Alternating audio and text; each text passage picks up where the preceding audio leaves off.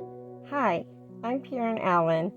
This is Karen's Corner, episode 13. This is where I read Buttons the Bear Whispers, my book one of the Haunted Found Treasure series on Amazon. You can find me on the Amazon author page, IceMama115. That's ICEMAMA115. Okay, we're on chapter 13, and it's called The Unmasking. So let's get started. Maggie backed away from the attic steps, breath caught in her throat. The thing sitting there, it wasn't Buttons, not anymore. The fur was there, yes, stitched and sagging, but beneath it was something older, darker, wrong. It had shape but not form, a shifting shadow wrapped in fabric. Its teeth weren't teeth. They were broken bits of porcelain, jagged and mismatched, like they'd been stolen from forgotten dolls.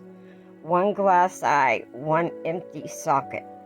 The ribbon around its neck had been stained, now the red darker than it should have been. It didn't move. It just watched. Maggie slammed the attic door and pushed a heavy chair against it. Then she ran to Freddie's room. He was sitting up in bed, staring at the wall. "I saw him," he said before she could speak. "He doesn't like the attic." Maggie dropped to her knees beside the bed. "Freddie, listen to me. That thing, he's not your friend. He's not your protector. He's trying to take you." Freddie looked at her blank-eyed. "He said I invited him. You didn't know what he was."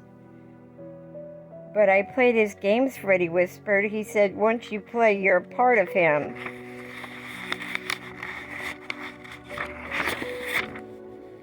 "No," Maggie said firmly. "You still stop this.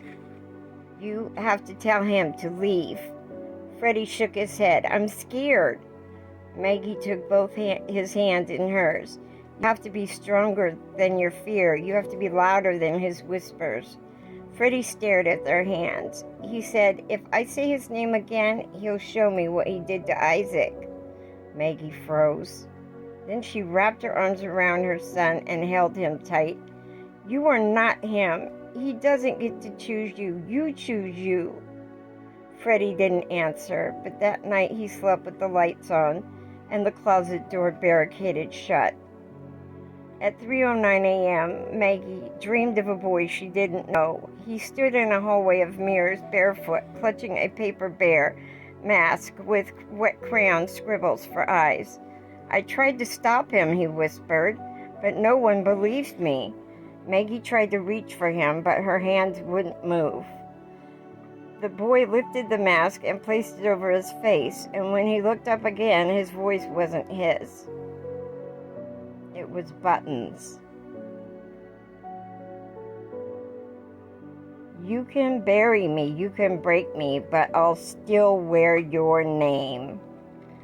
The next morning, May opened the journal again.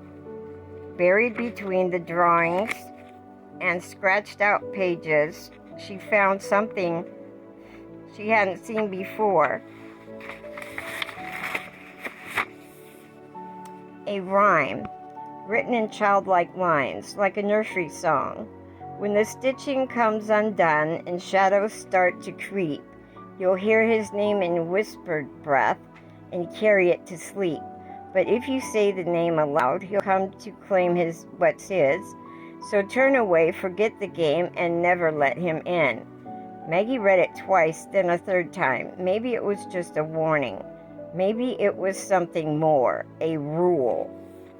That afternoon, Chloe came into the room holding something behind her back. "Mommy," she said softly, "Freddie said to give you this." Maggie crouched down. "What is it, baby?" Chloe pulled a note from behind her. It was scrawled in Freddie's handwriting, but jagged, like he'd written it fast or with something watching. I want to stop playing, but I don't know how. Maggie held the note to her chest, then picked up the phone. Redgrave, she said, when the call connected. How do I make my son forget something that's already inside him? Redgrave's voice was grim. You don't, he said. You replace it. And that's the end of chapter 13. Chapter 14 is tomorrow night. It's called A New Story. Thanks for all that joined me, and thanks for watching and listening, and have a great evening.